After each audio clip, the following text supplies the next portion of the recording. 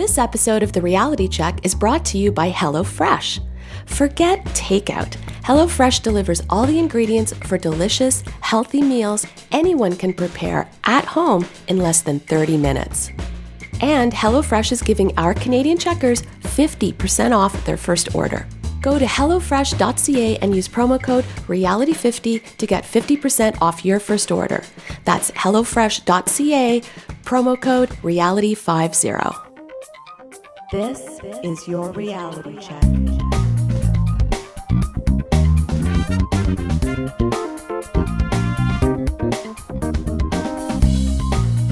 Hi everyone, and welcome to The Reality Check, the weekly Canadian show that explores a wide range of controversies and curiosities using science and critical thinking. This is the show for January 24th, 2017, and I'm your host, Darren McKee. With me, as usual, are Adam Gardner. What's up, Cuboids? Cristina Roach. Hello.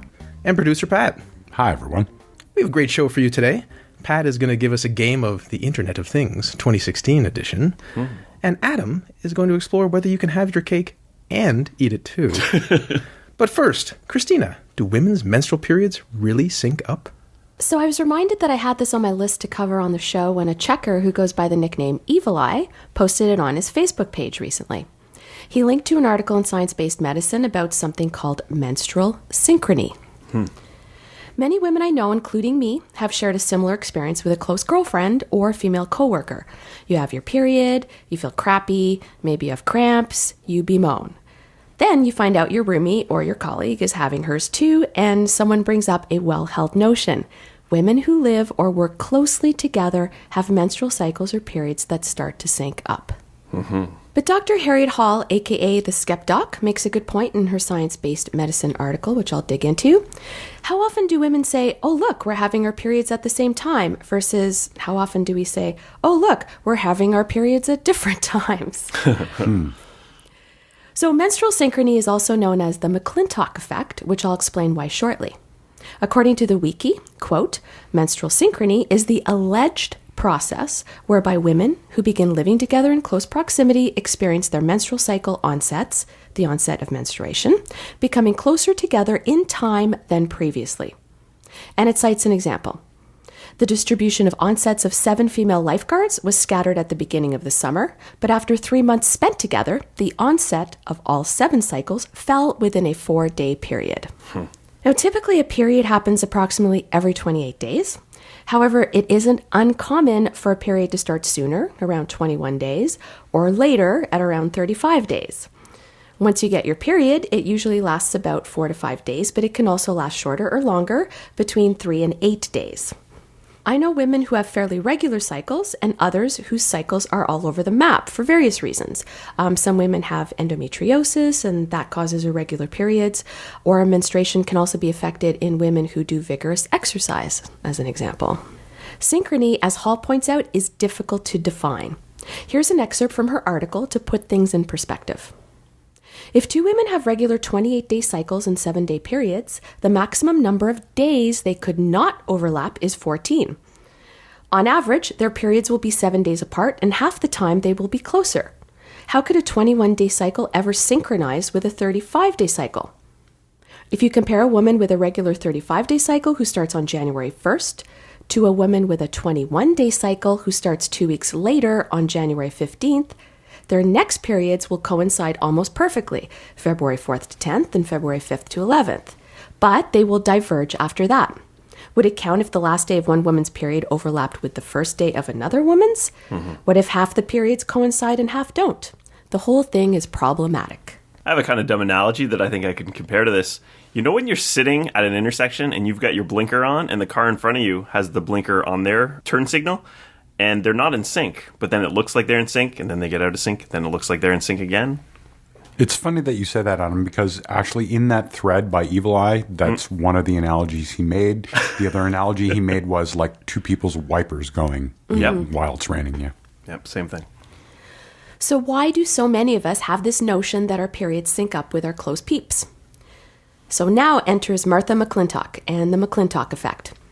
During McClintock's undergrad days, she observed that close friends in her all-female dorm seemed to get their periods at the same time. She decided to test her theory and asked 135 college girls living in dorms to recall their period start dates at 3 times throughout the academic year. When looking at the dates, close friend groups had periods much closer together later in the school year, i.e. April, than near the beginning of the school year around October. She found the period start dates among friends and roomies were closer together than random pairings of women. The phenomenon dubbed the McClintock Effect theorizes that women's pheromones interact when they are in close proximity, causing women to get their periods at the same time. In 1971, McClintock, who is by then a University of Chicago psychologist, published the first paper about menstrual synchrony in the journal Nature. Now, McClintock and a colleague did a follow-up study in 1998 that seemed to support their hypothesis that pheromones played a part. That study involved smelling armpit secretions of other women to see if it could either lengthen or shorten cycles. But in reality, there is little or no peer-reviewed evidence to suggest pheromones influence human behavior. A Scientific American article from 2014 cites that despite half a century of research, we have yet to find direct evidence of their existence in humans and that there has been, quote, no evidence of consistent and strong behavioral response to any human-produced chemical cue. Several papers have been published reporting methodological flaws in menstrual synchrony studies, including McClintock's, with many criticized for poor design and naive statistical analyses. Let me add to the mix something Hall mentions, confirmation bias and selective memory coming into play. Other more recent studies also failed to find any evidence that close cohabitation caused women's periods to sync up. In 1992, H. Clyde Wilson, who later became an emeritus professor of anthropology at the University of Missouri-Columbia, reanalyzed McClintock's first study along with other studies using a similar design, and his conclusion was that every study had inflated the difference between period start dates and the beginning of their studies. As writer Anna Gosling details in Scientific American, a father-son team from Bar Ilan University in Israel named Leonard and Aaron Weller have conducted the most studies on menstrual synchrony in humans. Throughout the 90s, they compared college dorm roommates, lesbian couples, mothers, sisters, friends, office colleagues, etc. And guess what? Sometimes they found signs of synchrony and other times they didn't. Says Dad Weller, the answer is not clear. At one time before we started doing our research, it was sort of a truism. But if it exists, it's certainly not ubiquitous. McClintock's former colleague, psychologist and mathematical modeler Jeffrey Schenck, co-authored the longest study published in Human Nature, which followed 186 female Chinese students living in dorms for an entire year. While he did see many random overlaps that could be considered synchrony, if looked at over a shorter time frame, he saw no evidence to support the phenomenon over the long haul. A 2013 review published in the Journal of Sex Research suggests the experience of synchrony could be the result of, quote, the mathematical fact that menstrual cycles of different frequencies repeatedly converge and diverge over time. The authors Harris and Fitzum concluded, in light of the lack of empirical evidence for MS, it seems there should be more widespread doubt than acceptance of this hypothesis. So McClintock is determined and is still actively researching the area of human pheromones and the relationship that the environment and biology have upon sexual behavior. She says in Scientific American, I completely agree with Jeff Schenck. There are no perfectly locked phase cycles that are sustained over 20 cycles. That is very rare, but given what I know about the causes of menstrual synchrony, means I expect it to be rare. So the fact that it is rare doesn't mean that it doesn't exist. So there you have it, guys. Until there are more robust studies in this area, researchers remain skeptical.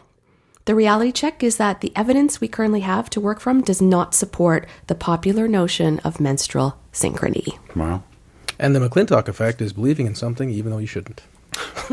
I try to think of a world where this effect was real. And I feel that the whole world's periods would synchronize if it were a real thing. You would have women who would start to synchronize, and then the larger that group would be, the smaller groups would synchronize with it, and you would have like a world period, and some people who kind of get out of sync because they have longer or shorter periods. But if there were a real effect and this could happen, I think that would be the result, and we don't really observe that. Well, as you mentioned, Adam, because there's a different period length, there couldn't be synchrony in a broad sense, at least in terms of precise start and end dates. And I think, like, it's, as I said, statistical artifacts and the hardcore believers, like, look, it happens sometimes. And that guy said it may happen, but it's not ubiquitous. But there's no evidence for pheromones. There's no good mechanism. And it sounds like this is a lot of stats, as they said, converging and diverging. But if you have, 6 women, 4 of them probably will converge 80-90% of the time, I'm guessing, just because of the overlap. And then they'll remember that, as Cristina said, due to confirmation bias, due to selective memory.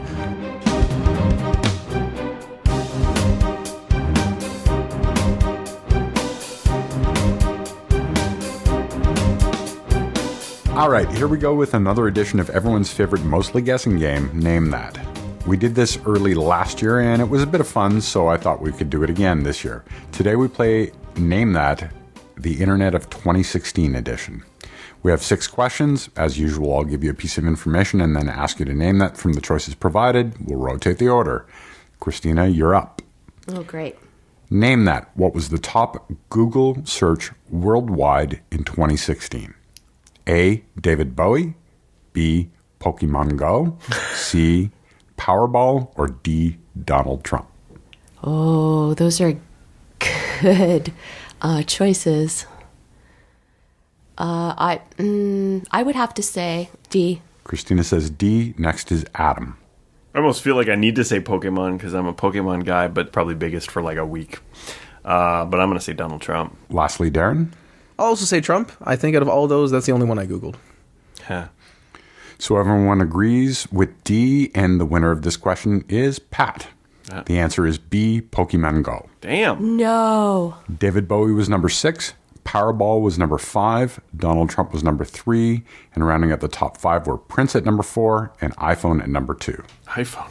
Wow. All right. Question number 2.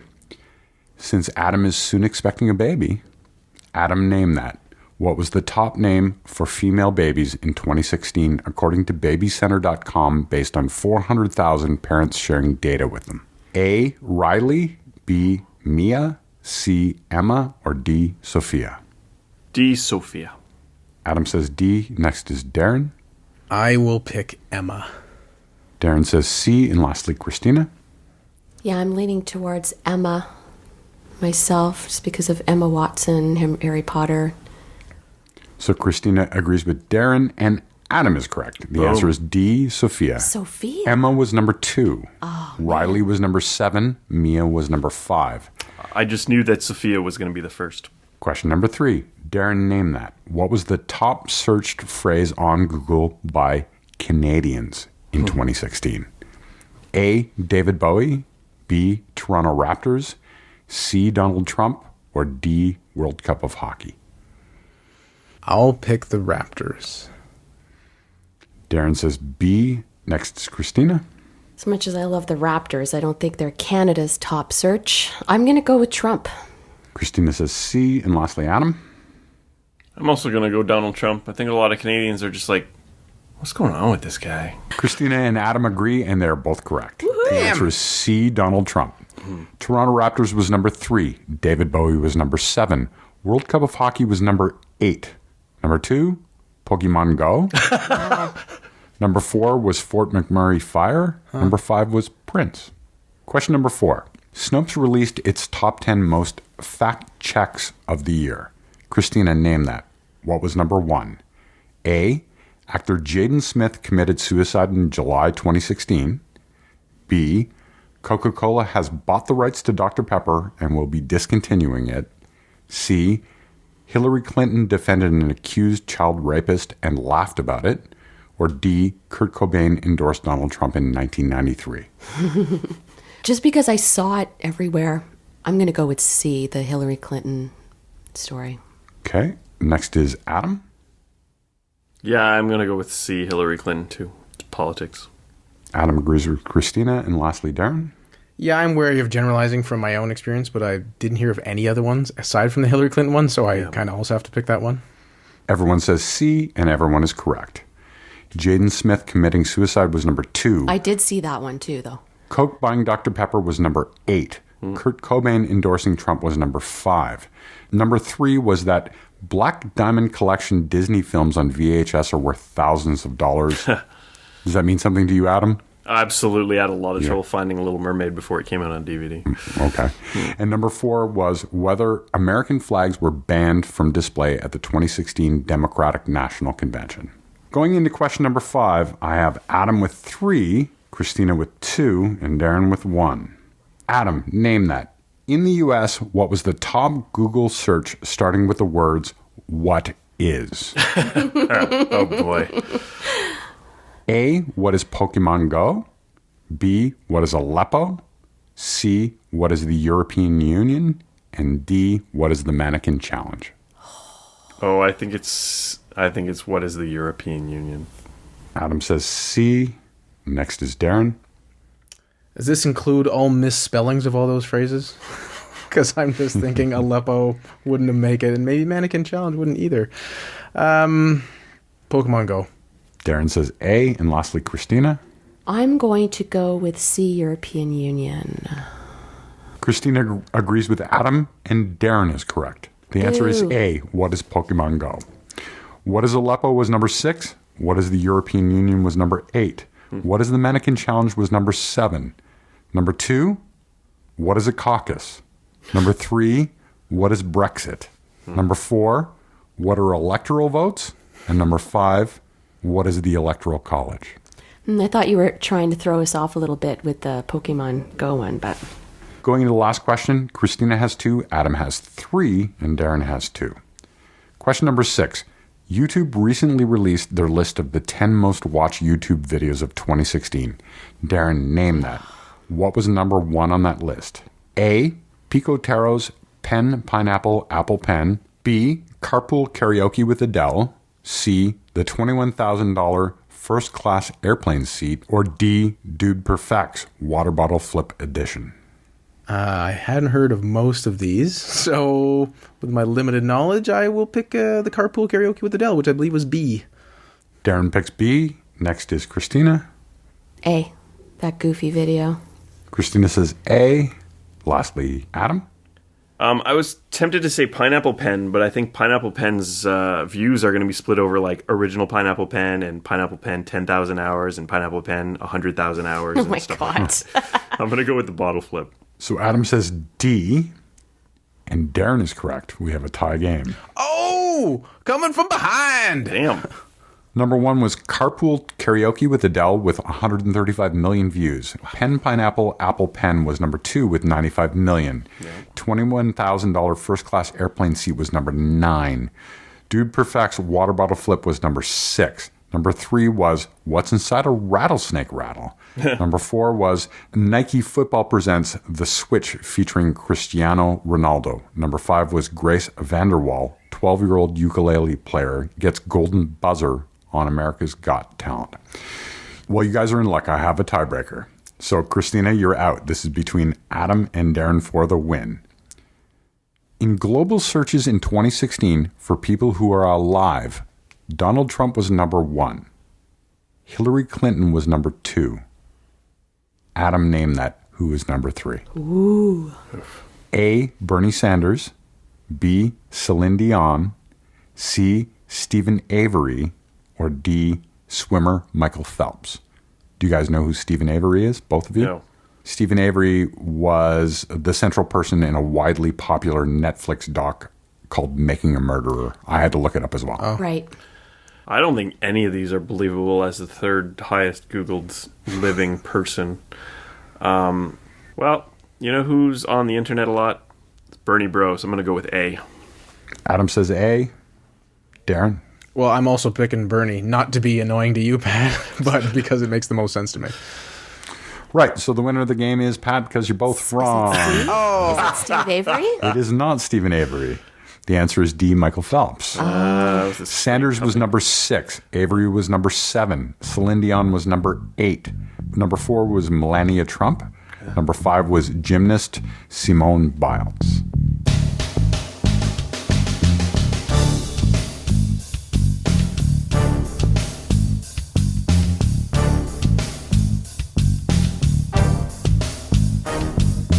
Adam, can I have my cake and eat it too? You can't have your cake and eat it too. This is an expression that people who don't make an effort to make any sense may use. It always puzzled me. I'm not saying it puzzled me in that I found the meaning to be obvious, but I found some logical error with it that I wanted to nitpick. I mean that in my natural state of trying to understand the meaning of this expression, it just didn't make any sense. My father eventually explained it to me. He didn't like it either. So let's break it down.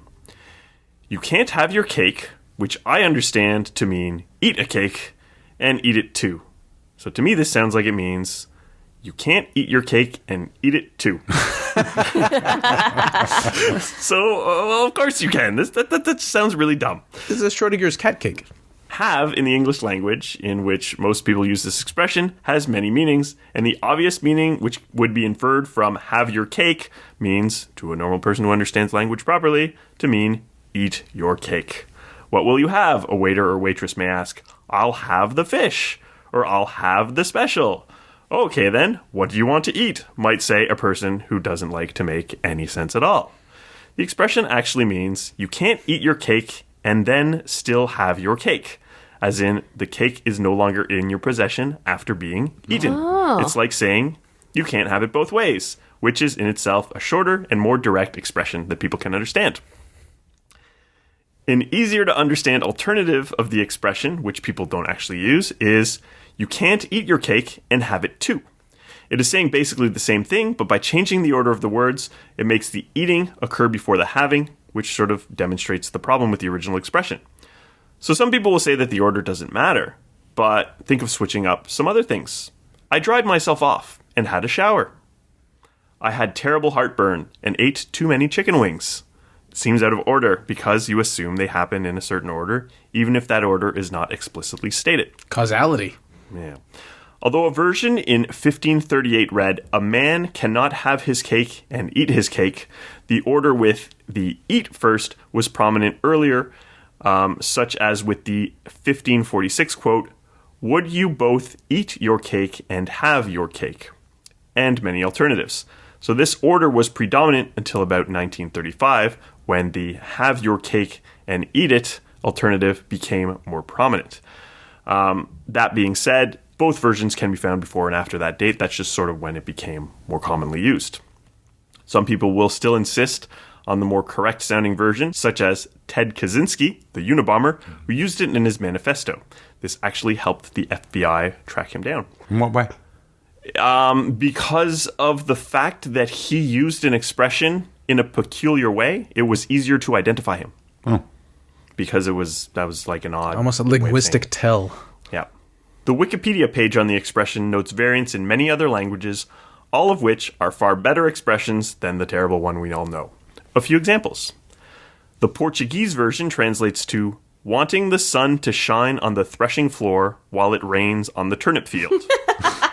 Christina, can you say that in Portuguese, please? I've never heard that expression in Portuguese. I wish I... Well, maybe you should be tending your turnip floor more. And... A Tamil version is desire to have both the mustache and to drink the soup. That's great. That was wonderful. And the Greek expression, you want the entire pie and the dog full. What? You want to eat the pie yourself, and at the same time you want to keep the dog full? Is you that? want the dog to be full, yet you've eaten the whole pie, I guess? Yeah, so you got to give some of the pie to the dog if you want him to be full, I guess. I don't really know what to do with this segment. I wish I was influential enough to just make people stop saying this thing, which makes no sense to me. You can have your cake and eat it too. You can't eat your cake and then still have it afterwards. But that's not really what people say.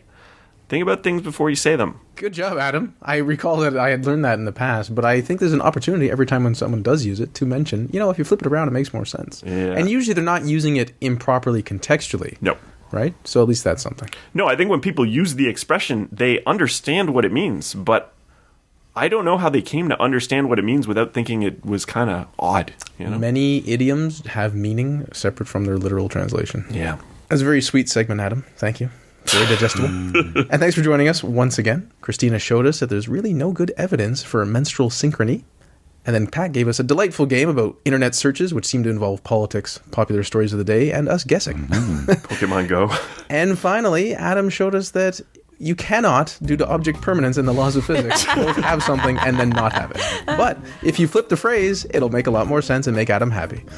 Until next time, act better to think better. Cuboids, peace out. Not smart-assy, stay classy. Everyone, good night. For show notes or to discuss this episode, visit our Facebook page and website at trcpodcast.com. For general inquiries or to send a topic or parody suggestion, email info@trcpodcast.com. Help support the show by leaving a review on iTunes and liking us on Facebook. Follow us on Twitter at TRC_podcast.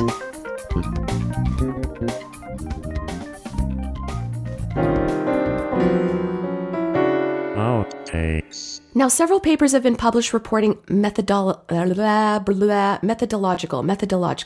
All right, here we go with another edition of everyone's favorite mostly guessing game. Name that. Yay. Adam, can I have my cake and eat it too? Of course you can. What else would you be doing? Good segment, thanks.